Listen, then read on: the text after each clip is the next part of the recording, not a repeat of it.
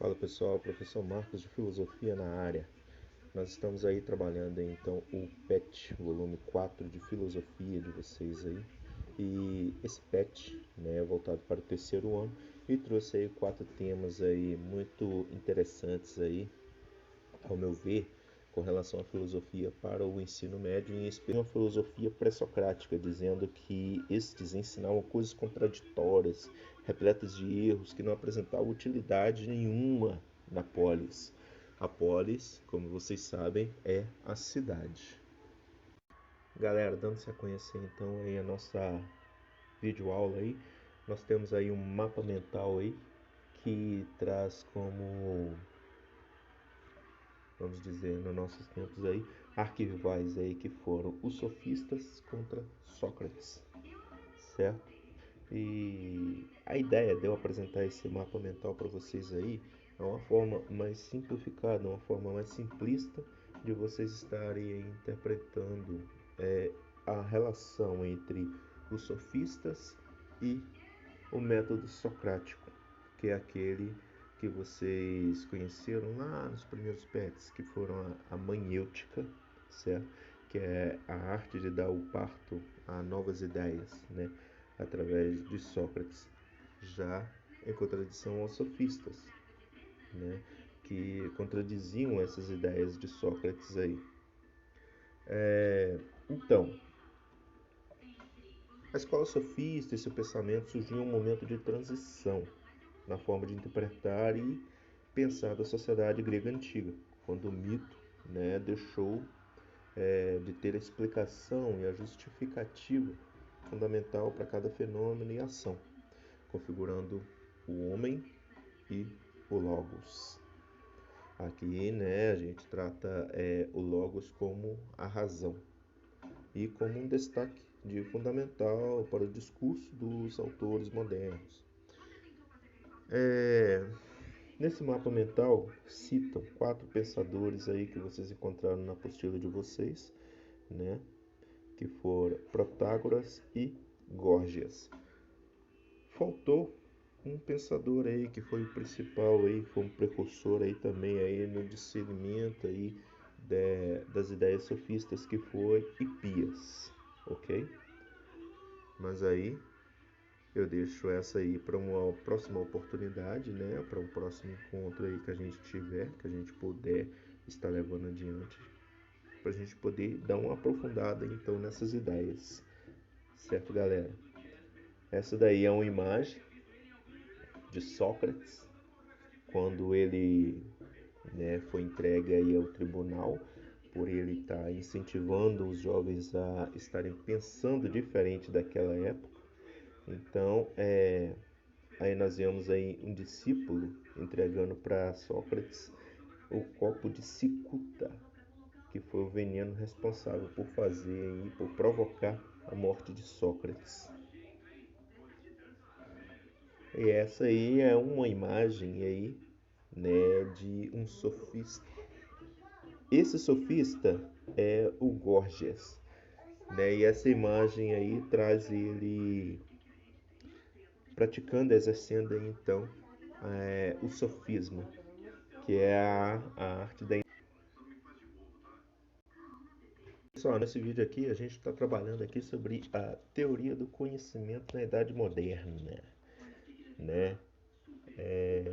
Como sobre isso, chamamos de modernidade ao período em que se esboça no Renascimento e desenvolve-se na Idade Moderna e atinge o seu auge no século XVIII, lá quando começou a aparecer alguns pensadores como René Descartes, que foi o responsável pela dúvida hiperbólica, né?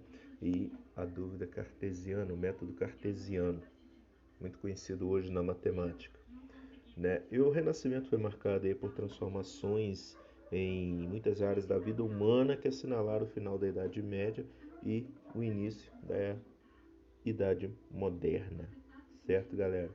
E nessa teoria do conhecimento aí, toda a cultura medieval, ela foi profundamente influenciada aí pela doutrina da Igreja cristã, inclusive a epistemologia. A epistemologia é a ciência, é o método científico, Mas nós tivemos aí dois momentos distintos desta influência aí, que foi da fé sobre a filosofia e a, a patrística e a escolástica. A patrística que foi do século III ao século XI e a escolástica que foi do século XII ao século XV. Partindo, né, da concepção de que só Deus é perfeito e o ser humano é limitado, os filósofos da patrística afirmavam que a razão humana não é capaz de obter o verdadeiro conhecimento. Ok, galera? Trazemos aí questões iniciais. Se a verdade depende da revelação e da vontade divina, e se no nosso intelecto foi pervertido pela nossa vontade pecadora, como podemos conhecer a verdade? E uma outra questão aí que traz, né, a gente a pensar se a verdade depender da fé como fraqueza da nossa vontade, como nossa razão então poderá conhecê-la? Galera, são duas questões aí que colocam a gente para pensar, né? E eu estou adiantando um pouquinho aí a explicação aí, para não ficar um vídeo muito longo e, consequentemente, a gente ficar, né, muito pesado nessa questão aí. Nós temos aqui o ramo da filosofia que estuda a possibilidade e a capacidade humana de conhecer a realidade. A teoria do conhecimento na antiguidade, partindo dos, né, primeiros filósofos, né, por assim dizer, que foram Platão, Aristóteles e Sócrates. Ele fora exposto aí de uma forma diferenciada, porque não se tem, né, um conhecimento concreto de que Sócrates tenha vivido, né, verdadeiramente. Por quê? Porque muitos historiadores atribuem a ideia de que Sócrates fora apenas um personagem fictício criado por Platão para poder incrementar as suas histórias. Sabe-se que Aristóteles sim foi discípulo de Platão. Por isso nós temos aí essa concepção de que primeiro nós tivemos Sócrates, logo após Tales de Mileto, e em seguida tivemos Platão como discípulo de Sócrates e por fim Aristóteles como discípulo de Platão. Aí nós já temos aí dados concretos aí de que evidentes, né, de que Aristóteles fora discípulo sim de Platão, porque nós tivemos aí então Alexandre da Macedônia como discípulo de Aristóteles. É um estudo mais aprofundado para outra aula, certo? E chegamos aí na teoria do conhecimento na Idade Média com Santo Agostinho e Santo Tomás de Aquino, certo? Que depois de um período de 1000 anos após a patrística ser colocada como um método científico, né, ela foi colocada em segundo plano, certo? Por quê? Porque a partir do século XII, né, com a escolástica, ressurge aí um interesse pela racionalidade e pela experiência e a valorização como fontes de conhecimento. É aí que surge Santo Tomás de Aquino e vários outros filósofos, então, formulando aí uma visão de mundo na qual a racionalidade humana deixa de ser serva da fé para ser vista como uma irmã igual. Pessoal, então aí para a gente finalizar então esse assunto aí sobre a filosofia moderna e a teoria do conhecimento, né? Eu trouxe aí mais um mapinha mental aí para vocês poderem estar, né, simplificando tudo que eu expliquei, né, no vídeo anterior, na sequência do vídeo anterior, e para vocês estarem aí então aí conhecendo aí alguns dos principais momentos aí que fizeram parte aí da teoria do conhecimento dentro aí do período da filosofia moderna, certo? Que fora, né, a crença, a verdade e a justificação na crença, ou seja, se é possível a razão acompanhar a fé ou se é possível a fé acompanhar a razão, que foi aí um conflito muito marcante aí dentro desse período aí, né, transitório aí da Idade Antiga para a Idade Moderna. E aí nós tivemos algumas vertentes aí que fizeram parte aí desse período aí, que foram o dogmatismo, que é a verdade incondicional, que era a verdade a que as pessoas eram submetidas, né, através das lições da igreja daquele período, né, também conhecido aí como a Idade das Trevas, conhecido aí como um período em que o conhecimento era negado, não era acessível a todas as pessoas, certo? E nós temos aí o ceticismo, né, que é a questão da crença em acreditar naquilo que não se vê, certo? O relativismo e o pragmatismo, que são praticamente, né, nega a universidade da verdade, certo? E nós tivemos aí então aí esse período da epistemologia, que, né, que representa aí as descobertas científicas, as análises científicas para o momento. E aí nós partimos aí desse período aí, um período áureo aí, para a gente poder estar adentrando aí no antropocentrismo. A filosofia acompanha então aí um segmento histórico também. E dentro aí, nessa mudança aí da filosofia antiga, da filosofia moderna e da filosofia moderna, ou um período da história moderna, nós aí vamos então também vivenciar aí o antropocentrismo, que deixa, né, não, ele deixa aquela questão do teocentrismo, onde Deus, né, uma ideia de um Deus seria o ponto principal, e nós passamos aí para um antropocentrismo, onde o homem passa a ser o elemento principal da história, certo? Do antropocentrismo, que do grego quer dizer antropos, que é humano, e o ketron, que significa centro, ou seja, o ser humano no centro, mais precisamente, né, por um período muito patriarcal, certo?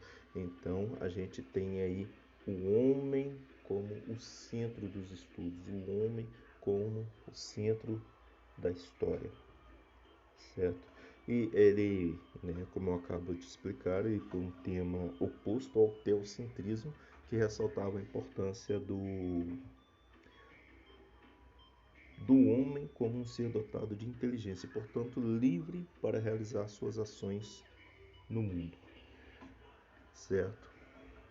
Em outras palavras, o antropocentrismo é uma doutrina filosófica ou ciência do ser humano, né? De uma forma em que o homem representa a figura central, sendo responsável aí por suas ações, seja cultural, seja histórica, seja filosófica, seja social, né? E uma principal referência e entendimento para o mundo. Como eu acabei de explicar aí, há uma diferença entre o teocentrismo e o antropocentrismo, certo? Por oposição ao teocentrismo, que é Deus no centro do mundo, nós temos aí, né, que estava relacionado às religiões, pois as coisas são assim, porque Deus as colocou dessa forma no mundo.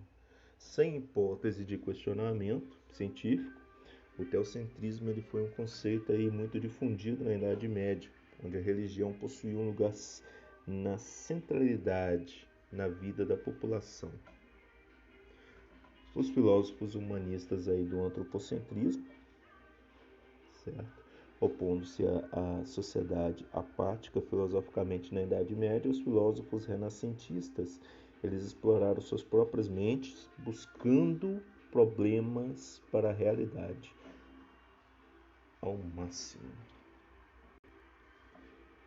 E um conceito aí mais concreto, né? Nós temos aí se opondo à ideia do teocentrismo, que nasceu ao antropocentrismo, né? E o Renascimento, os defensores do antropocentrismo, que pregavam uma razão, o homem e a matéria. E nós tivemos aí três pensadores aí muito responsáveis aí pela divulgação dessas ideias, desses conceitos, que naquele período foram Nicolau Maquiavel,